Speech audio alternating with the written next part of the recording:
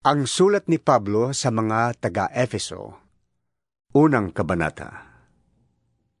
Mula kay Pablo, na naging apostol ni Kristo Jesus ayon sa kalooban ng Diyos, para sa mga hinirang na nasa Efeso at nagpapasakop kay Kristo Jesus. Sumainyo nawa ang pagpapala at kapayapaang mula sa Diyos na ating Ama at sa Panginoong Hesukristo. Purihin ang Diyos at Ama ng ating Panginoong Hesukristo. Pinagkalooban niya tayo ng lahat ng pagpapalang espiritual at makalangit dahil sa ating pakikipag-isa kay Kristo. Bago palikhain ang sanlibutan, ay hinirang na niya tayo upang maging Kanya sa pamamagitan ng ating pakikipag-isa kay Kristo, upang tayo'y maging banal at walang kapintasan sa harap niya.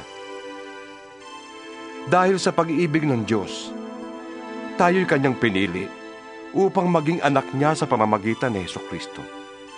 Iyan ang Kanyang layunin at kalooban. Purihin natin Siya dahil sa Kanyang kahangahangang pagkalinga sa atin sa pamamagitan ng Kanyang minamahal na anak. Tinubos tayo ni Kristo sa pamamagitan ng Kanyang dugo, at sa gayon ay pinatawad na ang ating mga kasalanan. Ganoong kadakila ang kagandahang loob na ibinigay niya sa atin. Sa pamamagitan ng Kanyang karunungan at kaalaman, ipinaunawa sa atin ng Diyos ang Kanyang lihim na layunin na isa sa katuparan sa pamamagitan ni Kristo pagdating ng takdang panahon. Ang layunin niyang ito ay pag-isahin ang lahat ng nilikha sa langit at sa lupa, at si Kristo ang Pangulo.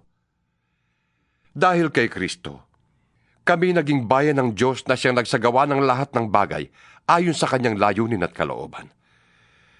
Kami hinirang niya noong panguna para sa Kanyang ikararangal. Kaming mga unang umasa sa Kanya. Kayo man ay naging bayan ng Diyos matapos ninyong marinig ang salita ng katotohanan, ang magandang balita na nagdudulot ng kaligtasan.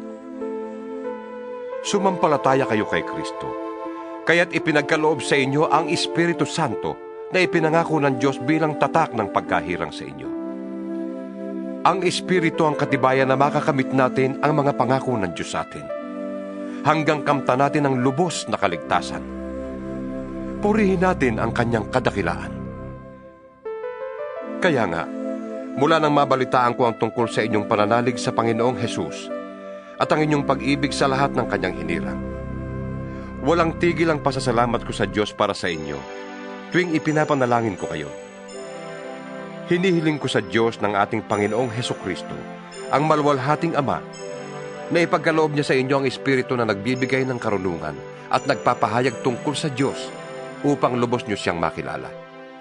Naway liwanagan ng Diyos ang inyong isip upang malaman ninyo kung ano ang inyong inaasahan sa Kanyang pagkatawag sa inyo, kung ano ang kalwalhatiang inilaan niya para sa Kanyang mga banal, at kung ano ang di masukat na kapangyarihang kaloob niya sa atin na mga nananalig sa Kanya.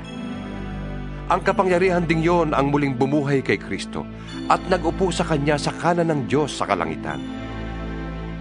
Kaya't nasa ilalim ng kapangyarihan ni Kristo ang lahat ng paghahari, kapamahalaan, kapangyarihan at pamunuan sa kalangitan.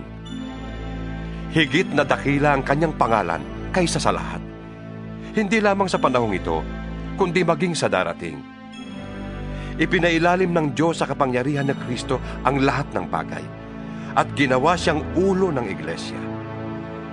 Ang Iglesia ang katawan at kapuspusan ni Kristo, na siya namang pumupuno sa lahat ng bagay.